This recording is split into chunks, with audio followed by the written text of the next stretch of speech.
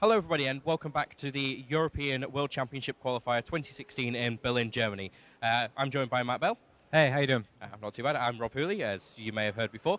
Now, what we want to quickly do is have a look at the meta that's currently going on. So Matt has brought with him a few cards. We're going to be looking at Cosmo, Phantom Knights Burning Abyss, Monarch, and Performer Pals. Yeah, so we're going to talk a little bit about the format. I'm not going to go too in-depth with this one because many of you have been to a national championship or a tournament in the last couple of months, so you actually have a rough idea. But for those of you who are a little bit new to this, we've got ourselves a really interesting format where you have four very obvious top decks. You have a couple of outlaying decks like Klee Demise or some of the other Demise variants. But all of these top decks have been quite heavily interchanged with different engines within the decks to actually function. So you've got, in actual fact, a lot more in the top level decks than it actually appears. I mean, there are so many different ways you can build the Monarch deck. So there's actually more decks to consider in the format than you'd initially think. So to start off with, we're looking at Cosmo, where the idea is that you take your smaller psychic monsters, and then you can summon your bigger ships. And one of the key cards that you're looking for in this deck is the Cosmo Dart Destroyer. It's a very, very disruptive card. It gives you the ability to, when it's destroyed, to replace itself, and it has 3,000 attack points. So your opponents, this is kind of like the benchmark in the format that you need to be able to profitably deal with these. If your deck can't, you're going to face a lot of trouble on the competitive scene. While Cosmo has been taking a back seat, based on what was happening in North America, perhaps we're going to see more Cosmo at this event. It's worth keeping in mind, if your deck cannot kill Cosmo Dart Destroyer, which you may see 5 times in a single duel, your deck's going to have some problems. Some ways that players are getting around this is they're using the Kaiju engine. So they're being able to tribute their opponent's Dark Destroyers to prevent them from getting anything from them, and using Interrupted Kaiju Slumber to allow them to clear the field and search for more cards to deal with future problems that the deck puts up. And, of course, they do have a massive amount of search cards as well. Oh, yes. Yeah. In Cosmo, one of the key ones, if you bear with me, that we have access to is... Tin Can. Cosmo Tin Can. Tin Can is a very, very dangerous card because during the end phase, it can search for you more cards, and you don't really know how the effect is going to resolve. Your opponent. This has led to this card has led to a couple of different variants of Cosmo. For example, we've got Card of Demise. We're seeing variations using Card of Demise to go with all the trap cards. So some people go Cosmo Heavy Traps.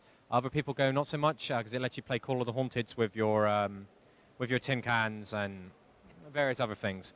And a lot of people we've seen have also considered dropping the Cosmo Farm Girl, which is actually interesting because it's actually, because players are so aware of how dangerous this card is, if it hits you, you can lose the game right there. In fact, you should probably expect to lose the game.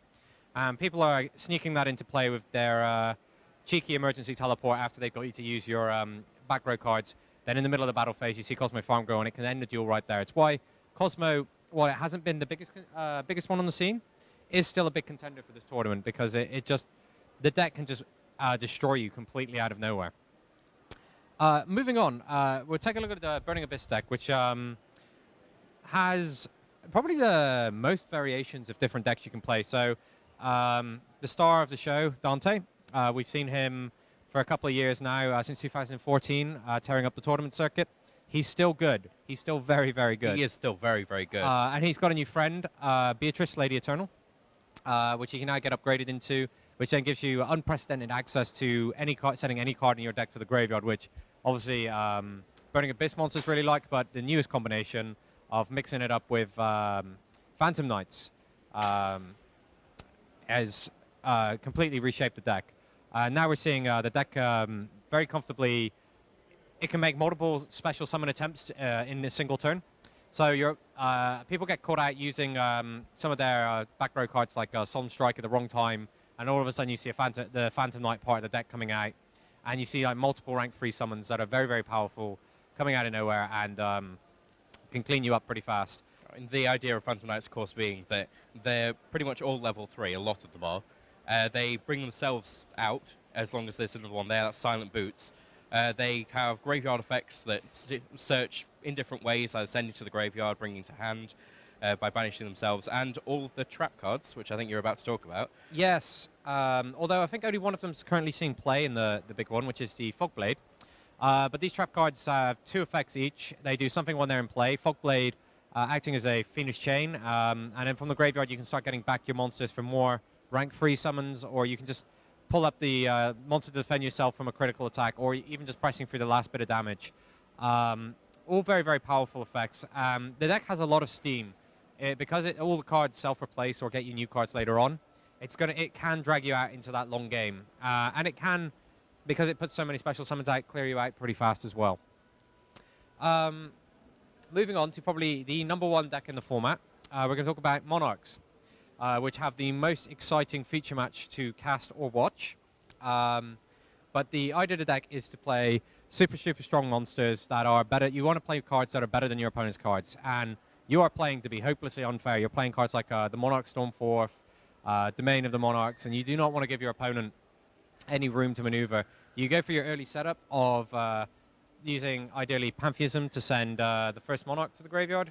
Sorry, the Prime Monarch to the graveyard. And then once you get past that, the early turn, you're basically set up for the rest of the duel with Tribute Material, where you're just going to keep summoning these giant monsters like Ether and Erebus, who takes cards away from your opponent. And the game pretty much goes on until you run out of Ethers, but every time you're putting a 2800 attack monster down, with the potential to get stronger with Domain of the Monarchs, it's got the hardest hands that people call brick hands, which means it's a hand that you can't actually play any of the cards out of.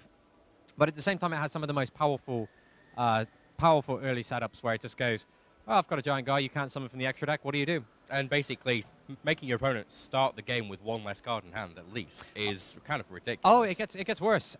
People have started going back to the Festalos. Thestalos. Is that right? Thestalos?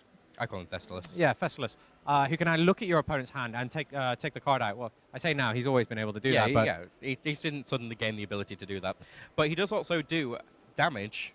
I believe it's times the level of the card that he gets rid of. It's 200 times the level, and if you tribute a fire monster, which is incredibly possible if you're playing the red layer, to deal an extra 1,000. The burn damage isn't really what you're going for with this card. You look at your opponent's hand, you take the key combo card out of their hand, and you gain full perfect information of what your opponent's doing. On turn 1, that is brutal. Salt in the wound. When you can start looking at other cards that are maybe less popular, you can even consider Escalation in the Monarchs, Erebus as your follow-up. It can get really, really nasty very quickly with Monarchs, and this is the #1 deck to beat. And there are so many different variations. You've got a Synchro version of the Monarchs. You've got a XE version of the Monarchs. We'll be seeing all of them. Or just the Domain build, which I believe was the winning deck from the North American WCQ. Yes, it was. This weekend. Sometimes just sticking to the basics is enough. This deck has so many different lines that it deserves its spot on the top tables. This is a very, very strong deck, and a very good call for anybody who just wants to show up and say, hey, you know what, I'm serious about winning. Start with the best deck. That'll be the advice. If you don't want to push it out too much, start with Monarchs. So next we've got Performer Pal, or basically the Pendulum archetype. It's actually really difficult to classify this deck now because the Pendulum as a mechanic, all of the cards, the strategy for all the Pendulum decks that we've released have generally all been around filling up your extra deck very quickly. Then you make that super Pendulum summon, where then you use your extra deck monsters to clear out your opponent's remaining defenses, and then you swing for the fences. As long as this is a legal card, you're going to be seeing Performer Pals. Performer Pal Sorcerer is going to allow you to search for some of the questionably the best top deck in the format, Performer Pal Monkey Board, which if you bear with me, I've got him here, which represents a single card scale. You can lose the game at any time if your opponent just randomly pulls this off the top of their deck and then just summons their entire extra deck back at you. If you go extremely late against a Pendulum deck, you are in a very bad position because every draw they get deeper into their deck, they've got the opportunity for these one-card scales that can completely swing the game, no pun intended, back into their favor. And you're starting to see this mixed up with the Drago Lord engine or the Draco Slayers because they give you access to these Synchro monsters, Fusion monsters, XE monsters, and you can generally just play these hyper-powerful monsters, and you get all the best removal options in the game as well. Sorry, we'll just flick through. You got Ignister, the Draco Slayer, who's has the ability to take cards away from your opponent without targeting. He can also use your opponent's pendulum zones in the mirror match. Incredibly powerful card. The deck recently getting access to number 38, ability to negate spells, which can be critical against monarchs to stopping them getting their initial setup. Making your opponent's bad hand worse because you take an additional card away from them that they'd have access to. And also, its second effect makes it become absolutely huge. I've seen people swing for, 12,000. No, this one redirects attacks. Does it? I think you're thinking of the other big galaxy card. You can target one face-up monster you control that gains attack equal to one of the destroyed monster's original attack. Oh right. Oh sorry. Yeah. Sorry. I'm thinking of something You're else. thinking of the other card. Yeah. The other giant dragon. But yeah, this is a very, very strong deck. The Pendulum deck we saw in Germany, a version playing Magic Spectres, hit the top tables and was the winner of that event. Germany being a very, very strong contender for the European title this year. We are in Berlin, so we're going to see a large number of German players playing, and they actually have some of the strongest player base. Arguably, the next country you'd argue to have the best, sorry for the rest of Europe, would be Italy, and Germany would be the two countries you associate with the best players in the game in Europe. Although saying that, Edo Marcus from Israel. Yeah, he did win last year. He did win last year, but he did do that. But pretty much every year when we talk about who's going to the Worlds, I think we've had a German and Italian representatives. Pretty much, yeah. But so these are some of the decks. You're going to see a lot more than this, but that's just a quick run through for everything. You'll see the players playing this out so much better than I can ever explain it to you. So stay tuned, enjoy the show. Hopefully you learn something new. Thank you very much, Matt. Back to the games.